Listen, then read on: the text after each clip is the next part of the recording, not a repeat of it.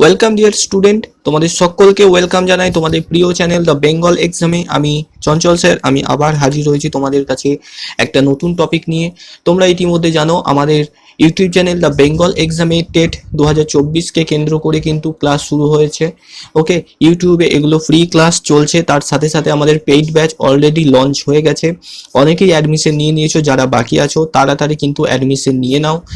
খুব সুন্দরভাবে সমস্ত টিচার দ্বারা ক্লাস কিন্তু অলরেডি চলছে আমাদের পেইড ব্যাচে। তার সাথে ইউটিউবে আজকে ইভিএস অর্থাৎ এনভায়রনমেন্টাল স্টাডিজের 7 নাম্বার ক্লাস। ওকে, এটা হচ্ছে 7 নাম্বার ক্লাস। এর আগে 6টা ক্লাস কিন্তু রয়েছে, দেখতে পাচ্ছ এটা হচ্ছে 7 নাম্বার ক্লাস। এর আগে অলরেডি 6টা ক্লাস আমাদের হয়ে গেছে। তো প্রত্যেকটা ক্লাস আমাদের ইভিএস বলে চ্যানেলের মধ্যে যে প্লেলিস্টটা রয়েছে ওখানে গিয়ে সার্চ করো, পরপর সমস্ত topic wise serial number wise class কিন্তু দেওয়া রয়েছে। ওকে, আমরা একটা বড় চ্যাপ্টার শুরু করেছিলাম ইকোলজি অ্যান্ড ইকোসিস্টেম। তোমরা সবাই জানো ইকোলজি অ্যান্ড ইকোসিস্টেম, তো সেটারই আজকের শেষ ক্লাস বলতে পারো, যেটা ইকোলজি অ্যান্ড ইকোসিস্টেমের 5 নম্বর ক্লাস। এবং এর আগে বায়োটিক অ্যাবায়োটিক কম্পোনেন্ট নিয়ে অলরেডি আমাদের ক্লাস হয়েছে। ওকে, চলো তাহলে দেখা যাক আজকে। তার আগে তোমাদের কাছে একটা কথা জাস্ট বলার আছে, যে আমাদের এই যে চ্যানেল দ্য বেঙ্গল এক্সাম, ওকে, এই যে দ্য বেঙ্গল এক্সাম চ্যানেলটা তোমরা সবাই একটু সাবস্ক্রাইব করে নিও ইউটিউবের মধ্যে। ওকে, আর নিজেদের বন্ধু বান্ধব যারা প্রস্তুতি নিচ্ছে ডাব্লিউবি প্রাইমারি টেট বা যে কোনো সরকারি চাকরি, তাদের কাছে একটু এই ভিডিওগুলোর লিঙ্কটা শেয়ার করে দিও। ওকে, একটু এখানে যাবে ডেসক্রিপশন বক্সে। ওকে, এখানে দেখবে সমস্ত ক্লাসের প্লেলিস্ট কিন্তু এইভাবে দেওয়া রয়েছে, বেঙ্গলি, সিডিপি, ইভিএস সমস্ত প্লেলিস্টগুলোর লিঙ্ক কিন্তু দেওয়া রয়েছে। জাস্ট ক্লিক করার মাধ্যমে কিন্তু তোমরা এই প্লেলিস্টের মধ্যে চলে যাবে এবং সেখানে পরপর ক্লাসগুলো কিন্তু অবশ্যই দেখতে থাকবে।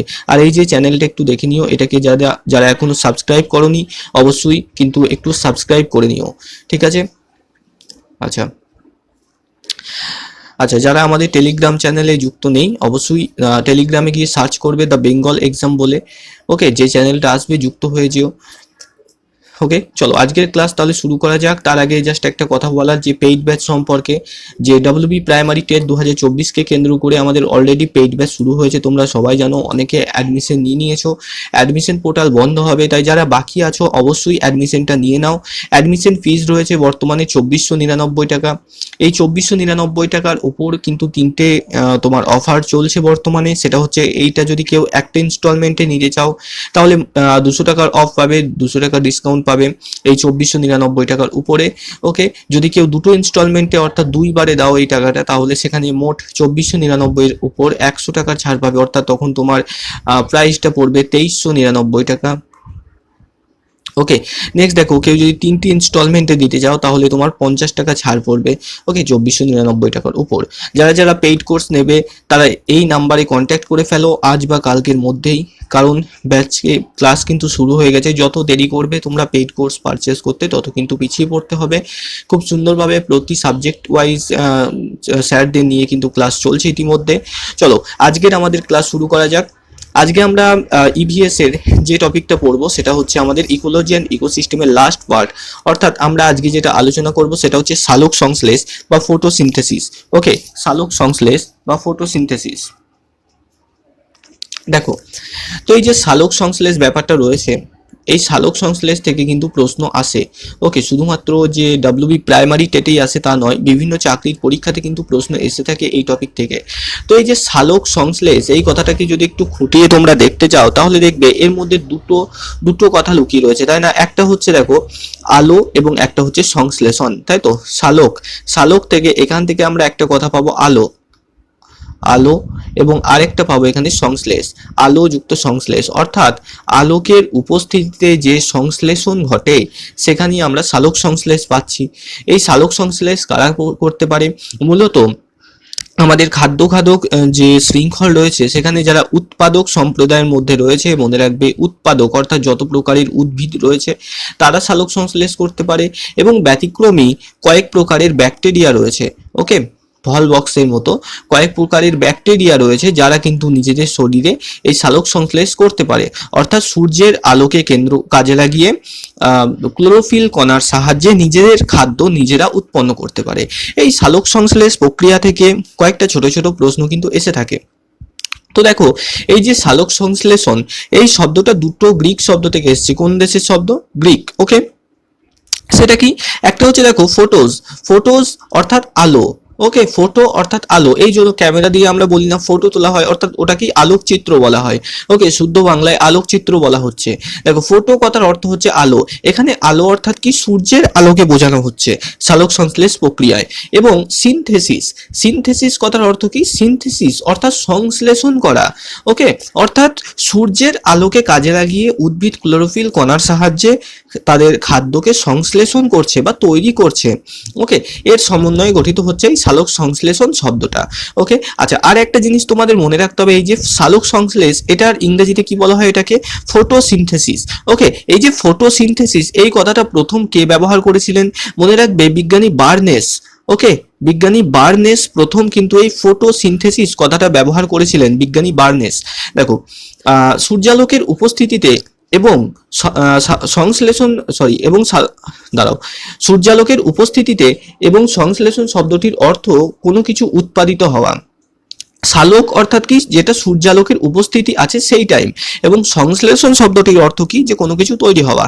দেখো 1898 খ্রিস্টাব্দে বিজ্ঞানী বার্নেস, এই জায়গাটা ভালো করে মনে রাখবে, 1898 খ্রিস্টাব্দে বিজ্ঞানী বার্নেস সর্বপ্রথম কিন্তু এই সালোক সংশ্লেষ, অবশ্যই তিনি ইংরেজিতে ওয়ার্ডটা ইউজ করেছিলেন ফটোসিনথেসিস, ফটো অর্থাৎ আলো এবং সিনথেসিস অর্থাৎ সংশ্লেষ করা। এই যে বিজ্ঞানী বার্নেস প্রথম সালোক সংশ্লেষণ বা ফটোসিনথেসিস শব্দটি প্রচলন করেন। ওকে, কে করেছিলেন? বিজ্ঞানী বার্নেস, এটা মনে রাখবে। ওকে, নেক্সট দেখো,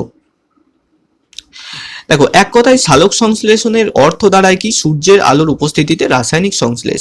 আচ্ছা, এখানে একটা জিনিস মনে রাখতে হবে, এখানে কি রাসায়নিক বিক্রিয়া ঘটে? তো অবশ্যই ঘটে, যে সূর্যের আলোর কণাকে নিয়ে ক্লোরোফিলের মাধ্যমে রাসায়নিক বিক্রিয়া কিন্তু ঘটে।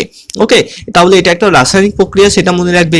দেখো, যে জৈব রাসায়নিক প্রক্রিয়ার মাধ্যমে সবুজ উদ্ভিদ কোষে সূর্য আলোকের উপস্থিতিতে পরিবেশের বায়ুমণ্ডল থেকে গৃহীত কার্বন ডাই অক্সাইড বা CO2 এবং মূল দ্বারা শোষিত জলের বিক্রিয়ায় শর্করা জাতীয় খাদ্য, কি ধরনের খাদ্য উৎপাদিত হয়? এখান থেকে প্রশ্ন আসে। সালোক সংশ্লেষের ফলে উদ্ভিদের দেহে কি জাতীয় খাদ্য উৎপন্ন হয়? শর্করা জাতীয় খাদ্যের সংশ্লেষ ঘটে। ওকে, শর্করা মনে রাখবে, শর্করা বা কার্বোহাইড্রেট জাতীয় খাদ্য কিন্তু উদ্ভিদরা তৈরি করছে। এবং গৃহীত কার্বন ডাই অক্সাইডের সমপরিমাণ অক্সিজেন, এই লাইনটার কি বলতে চাইছে সেটা নেক্সট টাইমে আমি বুঝিয়ে দিচ্ছি আমাদের নেক্সট স্লাইডে। ওকে, সমপরিমাণ অক্সিজেন প্রকৃতিতে নির্গত হচ্ছে। ওকে, তাহলে এখান থেকে তোমাদের কয়েকটা জিনিস মনে রাখতে হবে, সেটা কি? যে সালোক সংশ্লেষ প্রক্রিয়ার কথা প্রথম এই যে ফটোসিনথেসিস ওয়ার্ডটা কে ব্যবহার করেছিলেন? এই যে বিজ্ঞানী বার্নেস কিন্তু ব্যবহার করেছিলেন। সালোক সংশ্লেষে কি জাতীয় খাদ্য উৎপন্ন হয়? সালোক সংশ্লেষে শর্করা জাতীয় খাদ্য কিন্তু উৎপন্ন হয়। ওকে, এই সালোক সংশ্লেষ প্রক্রিয়া কেমন ধরনের? এটা একটা জৈব রাসায়নিক প্রক্রিয়া। এটা কি ধরনের প্রক্রিয়া? এটা একটা জৈব রাসায়নিক প্রক্রিয়া। ওকে, আর সালোক সংশ্লেষে কার্বন ডাই অক্সাইড যত অণু ব্যবহৃত হয় বা যত অণু গ্রহণ করা হয়, ঠিক সমপরিমাণ অক্সিজেন কিন্তু প্রকৃতিতে নির্গত হয়। ঠিক সমপরিমাণ অক্সিজেন প্রকৃতিতে নির্গত হয়। জাস্ট এই কয়েকটা জিনিস এখানে মনে রাখবে। নেক্সট দেখো, এখানে এই যে দেখতে পাচ্ছ, দেখো এই যে একটা উদ্ভিদ যেখানে ফটোসিনথেসিস ঘটছে, তাই তো, ফটোসিনথেসিস ঘটছে। এখানে দেখো, এটা রয়েছে কি? সান, এটা সান রয়েছে। দেখো এখানে এক মিনিট, এখানে দেখো সান রয়েছে। ওকে, সান রয়েছে এবং সান থেকে ইউভি রেজ আসছে, ইউভি রেজ আসছে, এবং এই যে সবুজ পাতা, সেখানে দেখো কার্বন ডাই অক্সাইড, এই যে রেড অ্যারোর মাধ্যমে বোঝানো হচ্ছে কার্বন ডাই অক্সাইড গ্রহণ করছে, ইনটেক করছে এবং অক্সিজেনকে ত্যাগ করছে গাছ, তাই তো। আবার এই যে মূলের মাধ্যমে কি আসছে? উদ্ভিদের যে জাইলেম কলা রয়েছে, ফ্লোয়েম কলা রয়েছে, সেই সমস্ত কলার মাধ্যমে কি হচ্ছে? উদ্ভিদ এই মূলের মাধ্যমে ভূগর্ভস্থ জল, খনিজ, মিনারেল ইত্যাদি শোষণ করছে। ওকে, দেখো এখান থেকে তাহলে কি পাচ্ছে উদ্ভিদ? দেখো সানলাইট পাচ্ছে এখান থেকে। আবার এদিক দিয়ে সে অক্সিজেন ত্যাগ করছে, কার্বন ডাই অক্সাইড গ্রহণ করছে। তাহলে কি কি আমাদের প্রয়োজন হচ্ছে সালোক সংশ্লেষে? সানলাইট সর্বপ্রথম, নেক্সট আসছে আমাদের কার্বন ডাই অক্সাইড, এবং তৃতীয়ত আসছে মূলের মাধ্যমে শোষণ করা খনিজ, লবণ এবং জল। এই তিনটে প্রক্রিয়া, এই তিনটে বস্তু, ওকে, এই তিনটে বস্তু আমাদের রাসায়নিক প্রক্রিয়ার মাধ্যমে সালোক সংশ্লেষণে শর্করা জাতীয় খাদ্য কিন্তু তৈরি করছে উদ্ভিদের দেহে। ওকে, আচ্ছা, নেক্সট দেখো, দেখো এই যে সালোক সংশ্লেষণ প্রক্রিয়ার উপজাত দ্রব্যের কথা বলা হয়েছে। উপজাত হলো অক্সিজেন। উপজাত অর্থাৎ কি, যেটার মানে বাড়তি তৈরি হয়। ওকে, যেটা বাড়তি তৈরি হয়। যেমন ধরো তুমি যদি রসগোল্লা তৈরি করো, ধরো তুমি রসগোল্লা তৈরি করলে, তো 30টা যদি রসগোল্লা তৈরি করো, তাহলে সেই 30টা রসগোল্লাকে যে চিনির রস সেটার মধ্যে ডুবাতে হয়, তো চিনির রসের মধ্যে ডুবাতে হয়, এবং তারপরে কিছুটা রস বাড়তি থেকে যায়। সেই বাড়তি জিনিসটা কি বলা হচ্ছে, উপজাত দ্রব্য। ওকে, অর্থাৎ অক্সিজেনের কিন্তু কোনো প্রয়োজন কিন্তু সালোক সংশ্লেষ প্রক্রিয়ায় থাকছে না, কিন্তু উপজাত দ্রব্য হিসাবে অক্সিজেনকে আমরা পাচ্ছি। ঠিক যে কারণে বলেছিলাম যে আমরা যেমন গরু পুষি কিসের জন্য, দুধের জন্য, কিন্তু উপজাত দ্রব্য হিসাবে আমরা গোবর পাই, যেটা সার হিসাবে ব্যবহৃত হয়। ওকে, আচ্ছা দেখো এই প্রক্রিয়াতে সজীব উদ্ভিদ কোষে উপস্থিত ক্লোরোফিল নামক রঞ্জক। ক্লোরোফিল কি ধরনের পদার্থ, ক্লাস 5 এর ইভিএস বইয়ে দেখবে রয়েছে, এটা একটা রঞ্জক পদার্থ। ওকে, মনে রাখবে। আচ্ছা, আলোক শক্তিকে রাসায়নিক শক্তিতে রূপান্তরিত করে, এই লাইনটা মোস্ট ইম্পর্টেন্ট। ওকে, মনে রাখবে। সালোক সংশ্লেষ প্রক্রিয়ায় কোন শক্তিতে রূপান্তরিত হয়।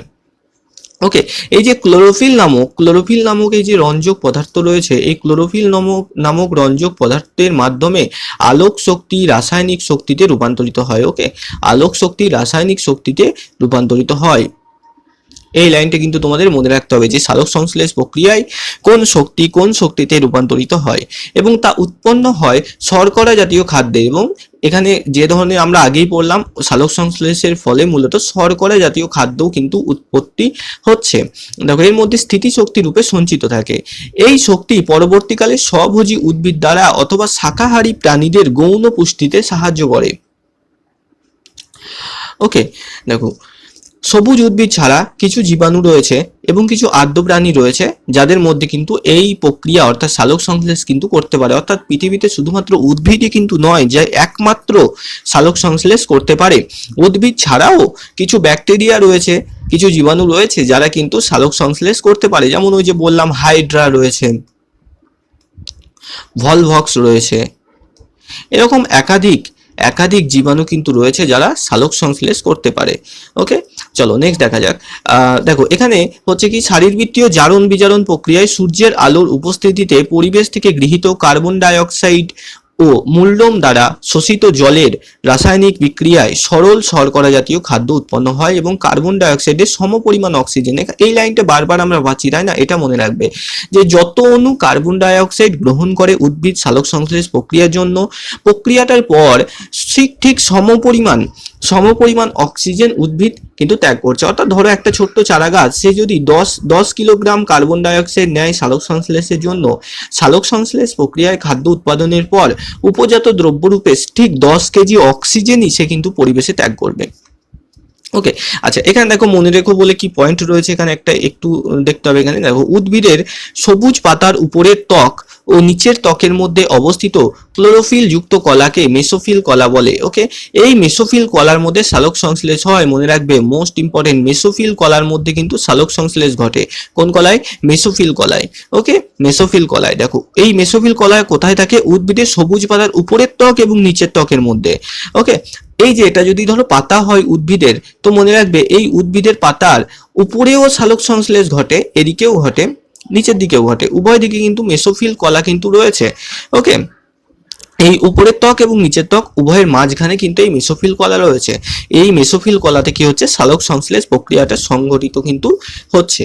আচ্ছা, এবার এটাকে একটু দেখো, এই যে ফর্মুলাটা দেওয়া রয়েছে, দেখো খুব সুন্দরভাবে প্রেজেন্টেশনের মাধ্যমে কিন্তু আমি চেষ্টা করছি বোঝানোর।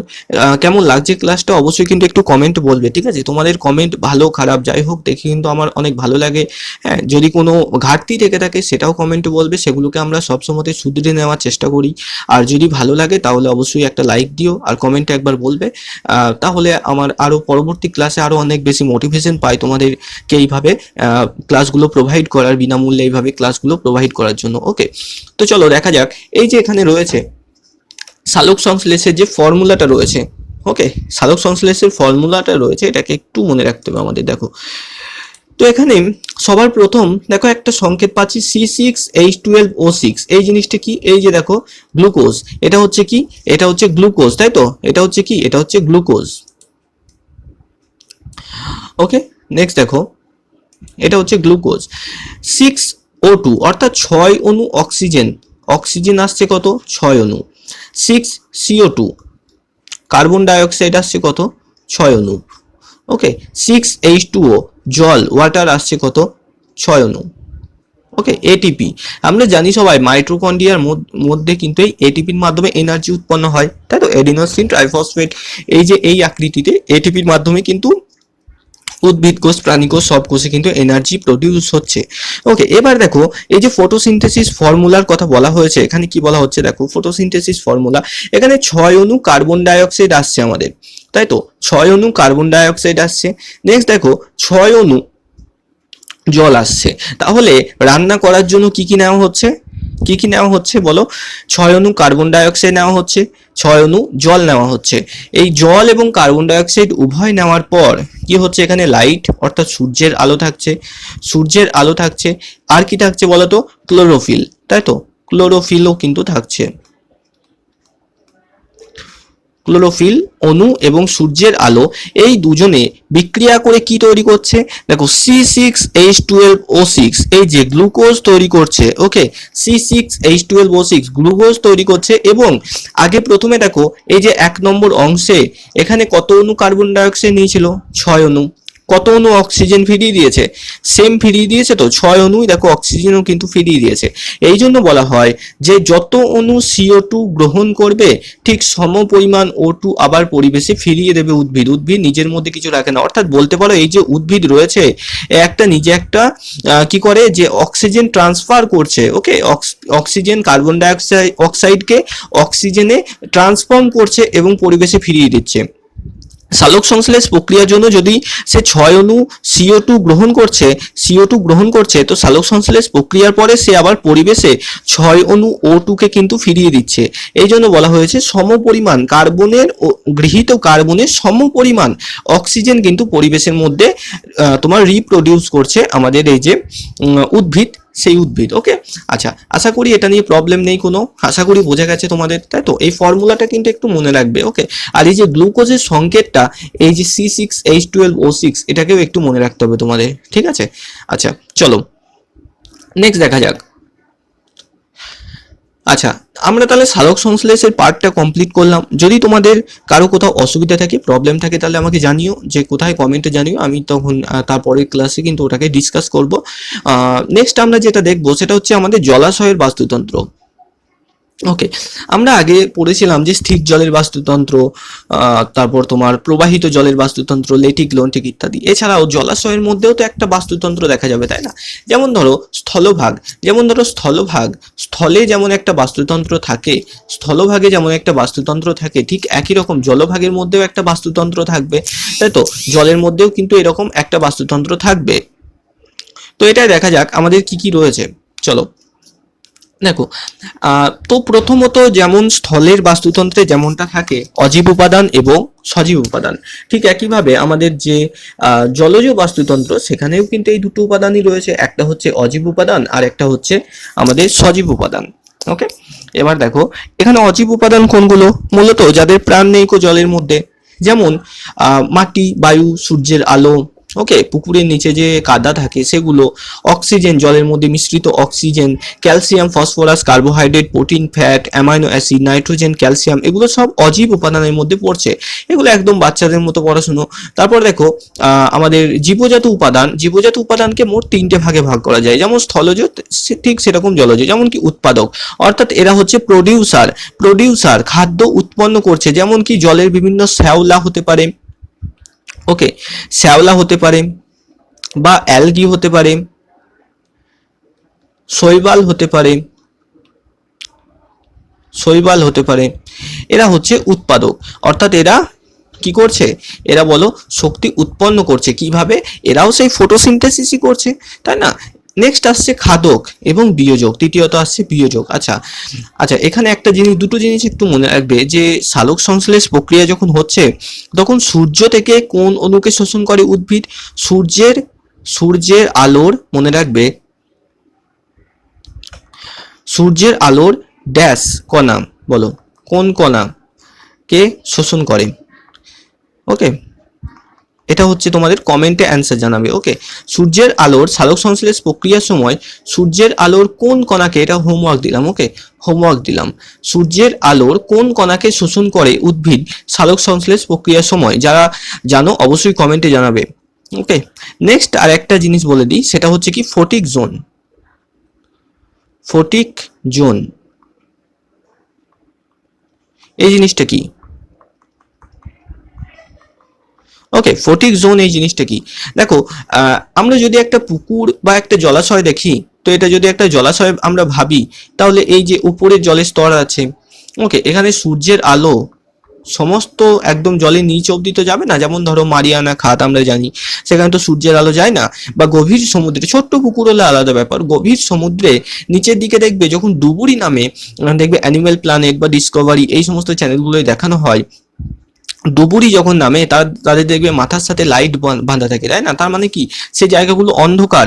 অর্থাৎ মনে রাখবে, পুকুরের জলের, পুকুর নয় যে কোনো জলাশয়ের ঠিক যে স্তর পর্যন্ত সূর্যের আলো পৌঁছাচ্ছে, এত দূর অবধি সূর্যের আলো পৌঁছাচ্ছে, এই জায়গাটায় অল্প আলো কিন্তু তুমি দেখতে পাবে। কিন্তু এই নিচের স্তরে এসে আমরা কি দেখতে পাবো? নিচের স্তরে আমরা দেখতে পাবো অন্ধকার। ওকে, নিচের স্তরে আমরা দেখতে পাবো অন্ধকার। এই যে এই নিচের স্তর, এই জায়গাটা কিন্তু পুরো অন্ধকার থাকবে, পুরো অন্ধকার থাকবে। তো এই যে অঞ্চলটা অবধি সূর্যের আলো পৌঁছাচ্ছে, এটা কি বলা হচ্ছে? আমাদের ফটিক জোন। ওকে, ফটিক জোন। আর মনে রাখবে, জলজ বাস্তুতন্ত্রের সব থেকে বেশি শক্তি উৎপাদিত কিন্তু এই ফটিক জোনের মধ্যেই হচ্ছে। স্বাভাবিকভাবে যেহেতু সূর্যের আলো এখানে বেশি থাকছে, তাই উদ্ভিদরাও এখানে বেশি থাকবে। উদ্ভিদ মানে জলজ উদ্ভিদ, শ্যাওলা, শৈবাল, অ্যালগি, এবং তারা এখানে থাকলে বাস্তুতন্ত্রের শক্তির পরিমাণও সব থেকে বেশি এখানে থাকবে। অর্থাৎ অন্যান্য প্রাণীর আনাগোনাও এখানে হবে। অপরদিকে অনেক বড় বড় প্রাণী, যেমন ধরো শার্ক, ওকে, বা আরো অন্যান্য বড় বড় প্রাণী, তারা কিন্তু নীল তিমি, ব্লু হোয়েল, এই এই যে অন্ধকারময় এলাকা, সেই জায়গায় কিন্তু থেকে থাকে। ওকে, চলো নেক্সট দেখা যাক। দেখো, তো এখানে উৎপাদক ঠিক একই রকম যেমনটা আমরা স্থলজ বাস্তুতন্ত্রে পড়েছিলাম, সেম এখানেও কিন্তু রয়েছে উৎপাদক বা প্রডিউসার। কারা কারা আসছে বলতো? ঠিক যারা তোমার পুকুরের জলের মধ্যে খাদ্য তৈরি, সরি, যারা পুকুরের জলের মধ্যে খাদ্য তৈরি করছে, তারাই কিন্তু উৎপাদক হচ্ছে, তাই তো? এখানে পুকুরের বাস্তুতন্ত্রে কি হবে, বা জলজ বাস্তুতন্ত্রে কারা উৎপাদক হবে? তোমার যারা শৈবাল রয়েছে, শ্যাওলা রয়েছে, তাই তো? দেখো, স্পাইরোগাইরা, ভলভক্স, ওকে, এই যে এরা হচ্ছে কিন্তু তোমার ব্যাকটেরিয়া, যারা সালোক সংশ্লেষ করতে পারে প্রভৃতি। এছাড়া বৃহৎ উদ্ভিদ যেমন হাইড্রিলা, পদ্ম শালুক, কচুরিপানা প্রভৃতি, এরা কিন্তু এরা সূর্যের আলোকে কাজে লাগিয়ে জলজ বাস্তুতন্ত্রের শক্তি উৎপাদনের কাজ করছে। ওকে, সালোক সংশ্লেষ প্রক্রিয়ায় খাদ্য তৈরি করছে এবং জলের মধ্যে অক্সিজেনকে সরবরাহ করছে এরা। ওকে, দেখো, মনে রাখো, ফাইটোপ্ল্যাঙ্কটন অনেকটা উদ্ভিদের মতো এরা উৎপাদক হিসাবে কাজ করে। এখান থেকে একটা প্রশ্ন হয় যে নিচের কোন প্ল্যাঙ্কটনকে উদ্ভিদ প্ল্যাঙ্কটন বলা হয়?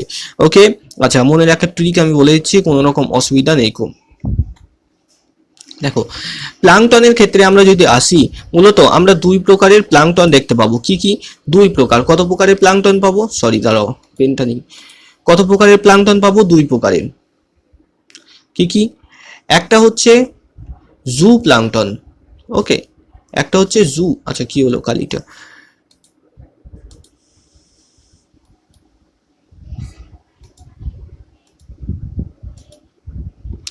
দেখো, একটা হচ্ছে জু প্ল্যাঙ্কটন,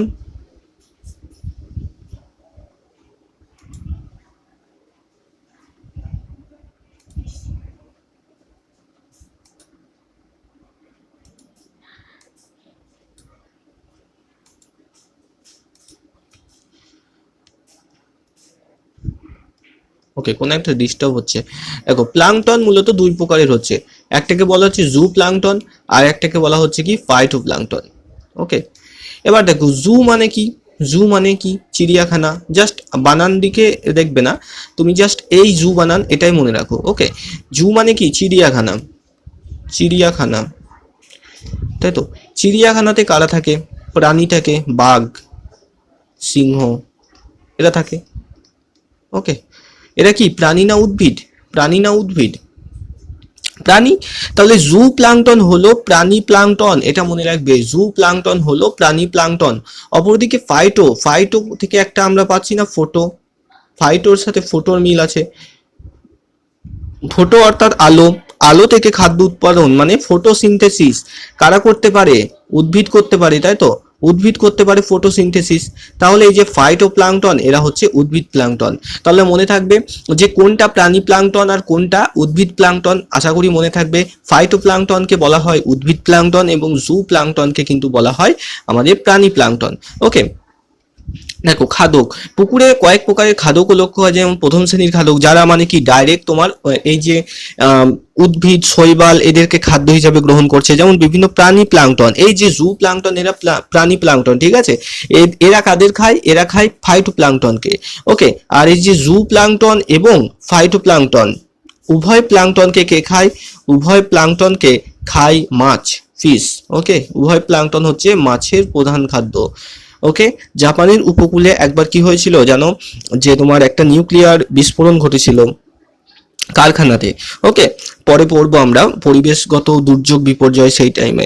তো সেখানে কি হয়েছিল, এই যে সমুদ্রের উপকূলে এই যে ফাইটোপ্লাঙ্কটন জু প্লাঙ্কটন এদের আনাগোনা কমে গিয়েছে। এর ফলে মাছেরও আনাগোনা কিন্তু কমে গেছে। ওখানকার মানুষজনকে নৌকা নিয়ে মাঝ সমুদ্রে যেতে হয় মাছ ধরার জন্য। ওকে, অনেক দূর যেতে হয়। আচ্ছা, এই যে জু প্লাঙ্কটন এবং ফাইটোপ্লাঙ্কটন এরা হচ্ছে মাছের প্রধান খাদ্য। যে অঞ্চলে এদের সংখ্যা বেশি থাকবে সেই অঞ্চলে মাছের আনাগোনাও কিন্তু বেশি হবে। ওকে, দ্বিতীয় দেখো ছোট ছোট মাছ জলজ প্রাণী এরা হচ্ছে দ্বিতীয় শ্রেণীর খাদক। এই যে ছোট ছোট মাছ এরা কাদের খাবে? জু প্লাঙ্কটনকে খাবে, ফাইটোপ্লাঙ্কটনকে খাবে, বিভিন্ন শৈবাল শ্যাওলা অ্যালগি এই সমস্ত খাবে। ওকে, চিংড়ি, চিংড়ি প্রথম শ্রেণীর খাদকদের এরা খেয়ে কিন্তু বেঁচে থাকে। ওকে, নেক্সট দেখো তৃতীয় শ্রেণীর খাদক কারা আসবে? দেখো বড় মাছ যেমন শোল বোয়াল এছাড়া বক পানকৌড়ি এরা হচ্ছে তৃতীয় শ্রেণীর খাদক জলের, অর্থাৎ যারা ছোট ছোট মাছগুলোকে খাচ্ছে। হ্যাঁ, বা মাছেদের যারা খাচ্ছে, উদ্ভিদকে মাছ খাচ্ছে, মাছকে আবার বকে খাচ্ছে। আর বিয়োজক কি? আমরা সবাই জানি ব্যাকটেরিয়া, তাই তো? পুকুরের মধ্যে পুকুরের জলের মধ্যে যদি একটা পাতা, গাছের শুকনো পাতা, এটা ধরো জল, পুকুরের জল, এখানে যদি একটা গাছের শুকনো পাতা এরকম ভাবে পড়ে থাকে কি হবে? একটা টাইম পর পাতাটা পচে যাবে, তো পাতাটা পচে যাবে, তাই তো? তাহলে সেই পাতাটাকে পচাচ্ছে কারা? বিয়োজক, এরাই হচ্ছে বিয়োজক। দেখো বিভিন্ন প্রকারের মৃতজীবী বসবাস করে, যেমন বিভিন্ন প্রকার ছত্রাক ব্যাকটেরিয়া উদ্ভিদ ও প্রাণী। এরা মৃতদেহের উপর জন্মায় এবং পচন ঘটায়। ধীরে ধীরে বিয়োজিত করে জটিল যৌগগুলোকে এরা ভেঙে সরল জৈব যৌগে পরিণত করে। পরবর্তী মৌলগুলোকে পরিবেশে এরা ফিরিয়ে দেয়। এরা হচ্ছে বিয়োজক। তাহলে পুকুরের বাস্তুতন্ত্রেও আমরা দেখলাম কি এখানে উৎপাদক আমরা পাচ্ছি, পুকুর বলছি বারবার, এটা জলজ বাস্তুতন্ত্র বলবে। ওকে, আসলে সহজ ভাষায় পুকুর বলে বলে অভ্যাস। যাই হোক, উৎপাদক আসছে। দ্বিতীয়ত কে আসছে? প্রথম শ্রেণীর খাদক আসছে, প্রথম দ্বিতীয় তৃতীয়। ওকে, দ্বিতীয় এবং তৃতীয় এরা হচ্ছে খাদক সম্প্রদায়, এরা হচ্ছে খাদক। আর 3 নম্বরে সবার মতো কে আসছে? 3 নম্বরে সবার মতো আসছে আমাদের বিয়োজক। ওকে, 3 নম্বরে আসছে আমাদের বিয়োজক। তো এই 3 প্রকারের আমরা কিন্তু পুকুর জলের বাস্তুতন্ত্রে কিন্তু এই 3 প্রকার দেখতে পাচ্ছি। আচ্ছা, এবার একটা জিনিস তোমাদের একটু মনে রাখতে হবে। দেখো তো এই যে জলাশয় বা জলজ বাস্তুতন্ত্র এর আবার স্তর রয়েছে কয়েকটা। ওকে, এই স্তরগুলোকে তোমাদের একটু মনে রাখতে হবে। তো দেখো মূলত কয়টা স্তর পাবে? যে কোনো জলাশয়ের মূলত 4টে স্তর পাবো গভীর জলাশয় হলে। কি কি? একটা হচ্ছে দেখো লিটেরাল, লিটেরাল স্তর। ওকে, লিটেরাল। নেক্সট আসছে কি লিমেন্টিক জোন,